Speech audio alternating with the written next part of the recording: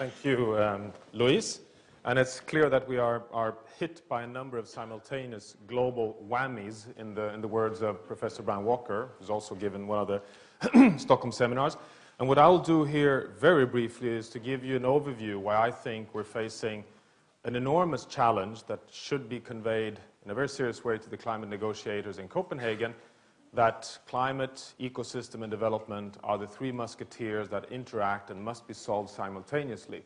In 2 weeks' time, the Swedish Minister for Development Cooperation, Gunilla Carlsson, will be presenting her Commission on Climate and Development at the UN Commission for Sustainable Development meeting in New York. That's a unique international effort of trying to link climate and development from the perspective of what investments must be done to secure adaptation to unavoidable climate change that we see scientific evidence that is accelerating faster than we previously thought. That commission, in my mind, takes a first grip at active stewardship of ecosystems as a key tool to adaptation. I think that makes a lot of sense because when we've been hosting over the years the climate adaptation days at the COP meetings, the negotiating meetings of the UNFCCC, developing country representatives, when they talk about what climate adaptation really requires, it is undoubtedly so that it's almost always a question of investing in land management, in forest management, in biodiversity, in water resources. So there's a clear rationale also on the local level for this link. Well, why is it so? Well, I think we can today unfortunately talk of a quadruple squeeze. Now, this is a dramatic squeeze because the pressure on the planet has a 2080 dilemma. It's a minority, the 20% of the wealthy on the planet, that has predominantly caused the entering in the Anthropocene, the new geological era that science potentially hypothesizes on, from Paul Crutzon's terminology, that we're now tinkering at the global level of sustainable parameters. And 80% live under the poverty level or close to it and have a right to development and, of course, a right to more resource use. We have the climate change dilemma, where science is pointing at 450, 350, 550 dilemma, where the policy translation of the fourth assessment IPCC showed that if we stabilize the climate at 450 ppm of greenhouse gases, that would equate to not passing a warming of 2 degrees. More and more science shows that, one, we are ready at 450 ppm, we're already in the danger zone. Secondly, that we may have to actually go down to 350 ppm to stay safe from feedbacks causing tipping points. But we are univocally rushing towards 550 ppm, so we are following a very dangerous path. This happens at a time when UN Millennium Ecosystem Assessment clearly shows that we've eroded key ecosystem services that form the basis for social and economic development and forms the basis to protect us against climate change at a pace that we've never seen before. So when we need a strong planet to face climate change, the planet is at its weakest. And then finally, the growing scientific insight that resilience plays a very important role in understanding how the planet behaves, that actually we have a quite robust capacity in social ecological systems to buffer change and stay in desired states before being knocked over under triggers across thresholds into undesired states. A couple of weeks back, a number of scientists, 2,400, gathered to make an update of the IPCC. The conclusion was, unfortunately, as Catherine Richardson pointed out, sorry, dear friends, there's no good news from science. We're following the worst-case scenarios of the IPCC, and the science points more clearly that feedbacks in the ecosystems are a key challenge to avoid and steer away from dangerous climate change. Just to show you the updates of the IPCC science advancement, this is the third assessment, the fourth assessment. Just look at the furthest right column here, temperature degrees of warming. This is the column showing the risk for big discontinuities in the planet. In the third assessment, it was thought that that could only happen when we start reaching 3 to 4 degrees warming. In the fourth assessment, the danger zone is down at 1 to 2 degrees warming. We are already committed to the red line here. So we've already entered what science points out as being a risky domain for humanity. A number of scientists, here John Schellenhuber's famous map on what are then the systems that may tip over into an undesired state. And we're talking about systems that are profound, fundamentally profound for development in poor regions of the world. The monsoon systems, destabilization of the Amazon rainforest, the big fountain in the Tibetan glaciers, supplying fresh water to over 1 billion people, etc. We have, through brilliant work of Lina Gordon and Gary Peterson and Elena Bennett, made a mapping of the thresholds that we may see in the water resource-driven changes in agricultural system, a number of large-scale undesired tipping points in the land management systems. So we see a number of risks which are new. And at the same time, we have this enormous development challenge. When you sit in the climate negotiations, it's still development first, climate second. And of course, not surprisingly so, with almost 1 billion malnourished, 1.1 billion poor, and just to remind ourselves that 70% of the world poor still live in rural areas depending on ecosystems directly for human well-being. We know that this challenge is particularly dramatic because the pressure pushing the planet into its environmental crisis in the upper left is an exponential pressure on virtually every ecosystem function on the planet. It's not only the hockey stick of carbon dioxide, it's others as well. But look at the development hockey stick, which is turned the other way around. Wealth is directly linked to more use of energy, more use of food, more use of water, and it grows exponentially when you want to go from a very poor state to a higher state. So the minority living up here, the rich part, has caused this problem, but the majority is down here in the starting blocks wanting to move towards better well-being. That's our big challenge, sustainable pathways for the majority on the planet who are poor. I'll make one little case before rounding off that there's a specific reason to focus on agriculture, as pointed out by the World Bank.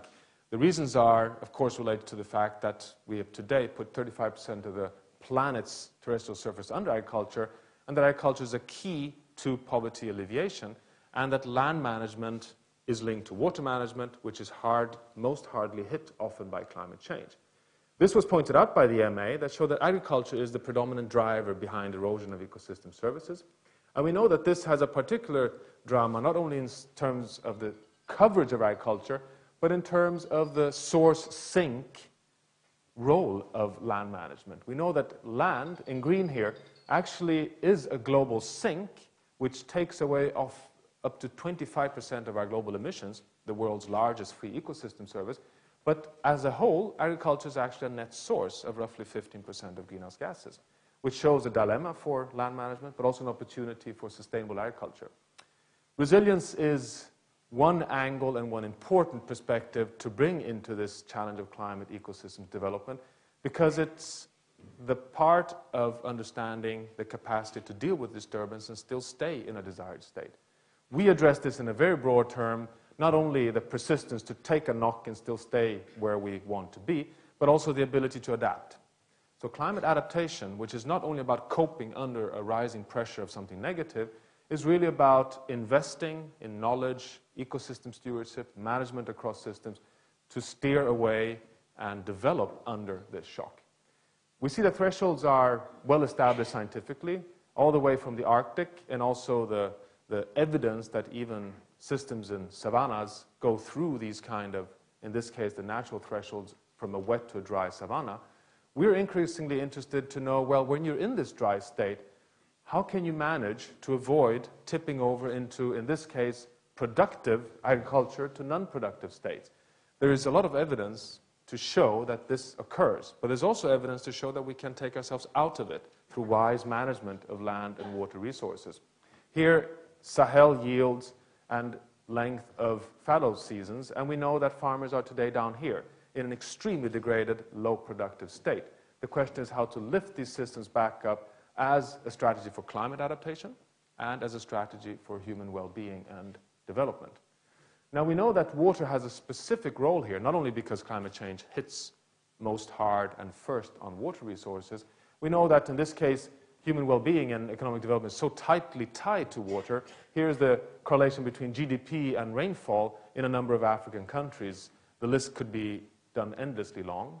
And we know that just to have hunger, we would need nothing less, in red here, roughly 2,000 cubic kilometers of fresh water just to have hunger. 2,000 cubic kilometers of fresh water is equivalent to the global irrigation consumptive use of water today. So development, which suddenly is hit by both ecosystem degradation and freshwater vulnerabilities through climate change, still has this social challenge of development.